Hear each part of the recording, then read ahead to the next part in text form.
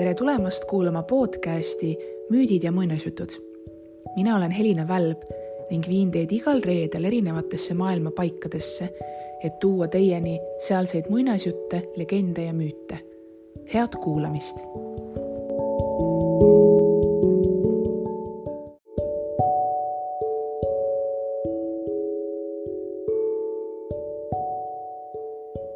Täna tuleb jutustamisele Juhan Saare lookene Näärivana näärieelne seiklus. Kõigepealt natukene annan sulle ülevaate sellest, kes see Juhan Saar oli ja siis jutustan veidi ka nääridest endast. Aga Juhan Saar, nagu nimigi ütleb, oli eestlane, eesti kirjanik, kes kirjutas, kelle kõrgaeg jäigi nõukogude aega. Ja näiteks ta oli ajalehe Sädetoimetuses. Lisaks on olnud ka kultuuritoimetaja nii raadios kui televisioonis ja sellises huumoriajakirjas nagu Pikker, mis nii mõnelegi täiskasvanule, ma arvan, midagi ütleb. Ning ta on aastates 1981–1990 juhtinud ka Kultuuriministeeriumi kirjanduse propagandabürood ning lisaks oli ka Nukuteatri kirjandusala juhataja. Aga ta on olnud üsna selline viljakas kirjanik. Ta on kirjutanud nii luuletusi, lasteraamatuid, laulutekste kui ka näidendeid ning näiteks üks Eesti, ma arvan, kõige kuulsamaid unelaule Mina ei taha veel magama jääda on just tema sõnadele siis loodud. Ja mõned sellised lasteraamatud, mis on tuttavamad, võib-olla ongi näiteks Metsa taga ei ole mets ja õhtujutud, kuid tal on ka muid selliseid lookesi ilmnenud. Ja vot selles loos, mida mina täna teile jutustan, Näärivana näärieelne seiklus, tulebki juttu sellest, kuidas siis, mida siis üks näärivana enne nääriõhtut kõike tegi. Ja näärivana, nagu me teame, on ju täitsa käis meie Eesti ja tegelikult üle terve Nõukogude riigi lastele siis nääriõhtul kinke toomas, kuna jõulud oma kristliku sellise tähenduse tõttu ei olnud avalikult peetavad, siis nende asemel siis võeti kasutusele näärikombestik, mis tegelikult on olnud ka ju vana traditsioon, et see ei olnud midagi, mis järsku tekkis, et näärivanad või mitte näärivanad, vaid näärid kui sellised on tegelikult Eesti rahvakultuuris olnud väga pikaaegne traditsioon, mis nääriõhtu oligi vana aasta õhtu, 31. detsember ja nääripäev ehk siis uus aasta, 1. jaanuar järgnes sellele ja traditsioonid olid tegelikult jõulukombestikuga väga-väga sarnased.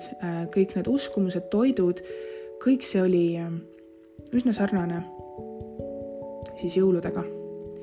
Ja kui ometigi neil mingisugune selline erinev sisu ja tähendus on, et kui jõulud olid justkui pööripäevapühad, mis siis märkisid aastaringi järjekordset käänakut, just selle poole siis, et taaskord sai päike ja valgus võimu pimeduse üle, siis nääripäev küll siis selle jõulutsükli ühe osana tähistab hoopis siis ühe aasta lõppu ja teise algust, mitte siis käänakut igavesti korduval ringil, millel pole lõppu ega algust, vaid uue lõigu algust lõpmatult pikal ja sirgel rajal. Ja siin põimuvad kaks erinevat arusaama ajast. Ühe järgi käib siis aeg ringiratast, teise järgi läheb aga sirgelt. Ning meie rahvakultuuri kontekstis, eriti mis puudutab aasta kui ajaühiku tajumist, on siis see esimene ehk siis see ringiratast käiva ajakujutelm teisest vanem. Ning võib oletada, et nääripäeva populaarsus on kasvanud eriti viimase 500 aasta jooksul ja vana aasta õhtu kombestik kui tervik on see ka jõuluõhtu omast hilisem. Ning see avaldub näiteks ennustamises, kus vana aasta ennustamisedki tegelevad üksikisikuga palju rohkem kui jõuluõhtused ennustamised. Ja aastavahetuse tähtsustamine on tegelikult üldsegi selline hilisem nähtus ka üle-euroopaliselt. Kuigi keskajalgi loeti aastaid, siis aastanumber ei olnud niivõrd oluline tegelikult.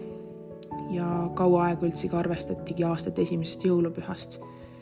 ning see 1. jaanuari traditsioon on tegelikult pisut hilisem ja on ka Kristuse ümberlõikamise püha, mis siis aastavahetusena võitis siiski vist hoopis paganliku Rooma jaanuarikalendrite suure tähtsuse järelmõjul.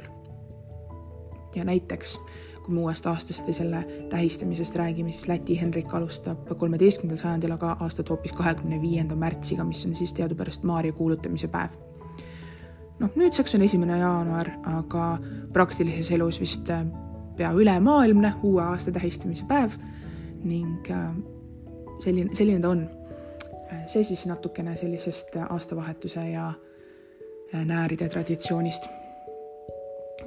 Aga loodan, et lugu on tore, kes leiab sealt nostalgiat, kes võib-olla kuuleb hoopis midagi uut, aga mõnusat kuulamist teile, ilusat selle aasta lõppu.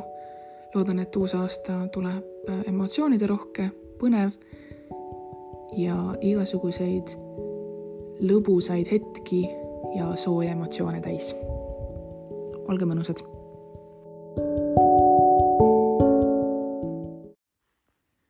Hommikul ärgates tundis näärivana habemekarvades imelikku kihelust. Kohe kutsus ta kokku pöialpoisid. Aeg on käes, ütles ta neile oma lumivalget habet silitades ning pöialpoisid hakkasid kohe krabina laskeldama. Üks süütas pliidi all tule, teine ajas veekeema, 3. lõi seebivahule ning 4. määris selle vahu näärivana näole. Kõige väiksem pöialpoiss Ninatark hakkas näärivanal habet ajama. Varsti ei olnudki näärivana pikast ilusast habemest enam midagi järele jäänud. Näärivana, sa polegi enam nagu näärivana, naersid päkavikud. No egas ma saa ju habemega linna minna, selgitas näärivana. Lapsed tunnevad mu ju kohe ära ja hakkavad seepeale salmi ütlema. Aga nääride ajal polegi neil ju vaja midagi ütelda, hüüdis Ninatark vahele. Aga kuna ta oli Ninatark, siis ei pandud tema sõnu tähele. Aevastaja ainult aevastas selle peale. Näärivana ajas nüüd garaažist välja samblarohelise Volga ja pöialpoisid ronisid kiiresti autosse. Ninatark, too kõige noorem, istus näärivana kõrvale ja andis signaali, nii et mets kajas. Toriseja hakkas torisema ja kiskus seepeale Ninatarka habemest. No jätke nüüd need vallatused, ütles näärivana ja vajutas starterile. Mootor tutsatas korraks ja läks siis mürinal käima. Sõit linna poole võis alata. Sel päeval pidid müüjad lastemaailmas imestusest peaaegu minestama. Kaupluse uks avanes ning sisse marssis 7 imetillukest poissi. Muidu olid ju nad nagu poisid ikka, ainult et kõigil ulatus habemaani. Nende järel astus poodi pikakasvuline mees, tumepunane mantel seljas ja autojuhi prillid ninal. Näärivana oli need unustanud eest võtta. Poisid jäid seina äärde ritta seisma, mees aga tuli letile lähemale. Mida me võiksime teile pakkuda, küsis müüja, kes ehmatusest kõige varem oli toibunud. Nagu käskluse peale tõmbasid poisid taskutest välja kotid ja avasid nende suud.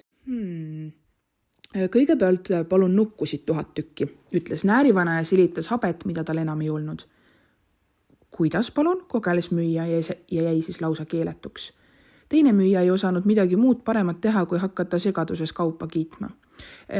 Näete, võtke seda ja võtke teist ja võtke isegi seda 3. Ta ladus letile kollaste, punaste, mustade ja isegi lillade juustega nukkusid ning ütles, nad kõik oskavad silmi pilgutada ja rääkida. Ninatark astus uudishimulikult lähemale ja võttis ühe nuku sülle. Ma, karjatas nukk ja pööritas oma siniseid silmi. Ma, Ninatark ehmatas ja kukkus vastu letti. Oi, ma, hüüdsid kõik nukud kooris. Riiulil aga hakkasid prääksuma pardid ja haukuma koerad. Näärivana kurtsutas kulmu. Kiiresti puges Ninatark oma kohale tagasi, toriseja kasutas juhust ja tõmbas teda habemest. Väga hea, need nukud mulle meeldivad, ainult et näärivana nägu tõmbus lõbusale muigele. Nad on ju kõik tüdrukud. Kas teil poisse pole? Müüjad laotasid seepeale käsi. Toriseja hakkas kihelema. Ta võttis letilt kaebuste raamatu ja kirjutas sinna. Kallid nukuvabrikoonud. Tehke ikka nukke poisslapsi kah. Mõtles siis natuke ja lisas juurde, et oleks tähtsam ja mõjuvam. Suunake nad siis kaubandusvõrku. Alla kirjutas hoogsa pliiatsitõmbega toriseja. Vahepeal oli näärivana kõik 1000 nukku ära ostnud ja uuris asjatundliku näoga autosid. No nendega läks asi kähku, sest valik oli väga suur. Palju juttu polnud ka loomade ja lindude ostmisel. Pöialpoisid hoidsid aga kotisuid õieli ja müüjad aina toppisid sinna mänguasju. Ühte pandi pardid, kes prääksusid, teise pardid, kes ei prääksunud. Kolmandasse koerad, kes haukusid, neljandasse koerad, kes ei haukunud, küll aga liputasid selle eest saba. Kõik kotid kandsid pöialpoisid autosse.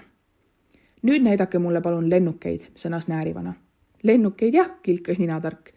Torise ei kiskunud teda seekord habemest, vaid astus hoopis varbale. Letile toodi seepeale reaktiivlennukid, tavalised lennukid ja helikopteridki. Näärivana võttis põuest suure tõmbelõkuga rahakoti. Avas selle ja ütles. Kõigeks ei jätku. Ah nii, hüüdis seepeale üks müüja nipsakalt. Muudkui aga ostate siin, aga ei teagi, palju raha teil üldse on. Küll me juba tunneme niisuguseid. Teine müüja, see, kes enne kaupa kiitis, ütles naeratades. Ei no, sellest pole midagi. Pakime lennukid ilusasti ära ja te tulete neile homme järgi. Näärivana ohkas kergendatult. Nüüd kiskus Tarkpea taskust välja pika nööri ja sidus selle Volga külge.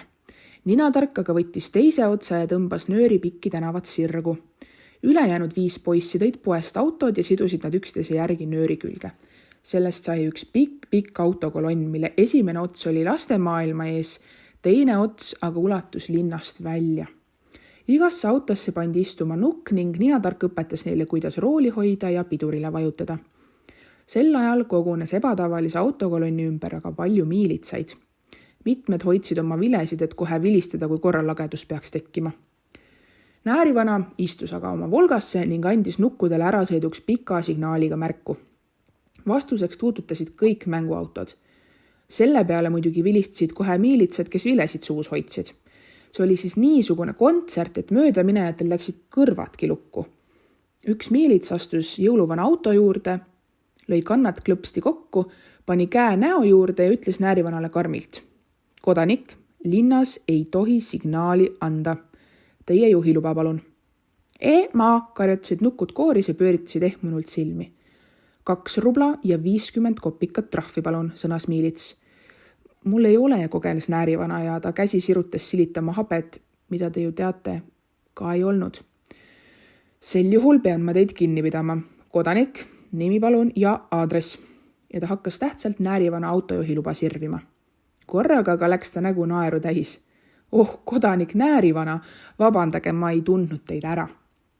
Miilits ulatas Näärivanale juhiloa tagasi ning andis käega märku ärasõiduks. Olge lahke.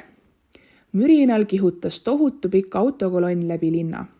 Homme tuleme küll helikopteriga, ütles toriseja, kui oli ehmatusest toibunud. Õhus pole vähemalt miilitsaid. Jah, tuli Tarkpeal hea mõte. Laseme helikopterilt nööri alla ja seome kõik lennukid üksteise järel sinna rippu. Tore, eks? Näärivana ei vastanud. Katsus ainult murelikult oma paljast lõuga.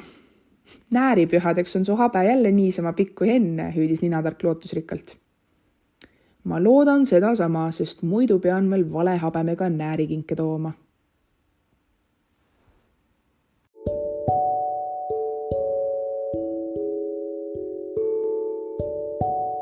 Aitäh, et kuulasid podcasti Müüdid ja muinasjutud. Kohtume juba järgmisel reedel. Kuulmiseni!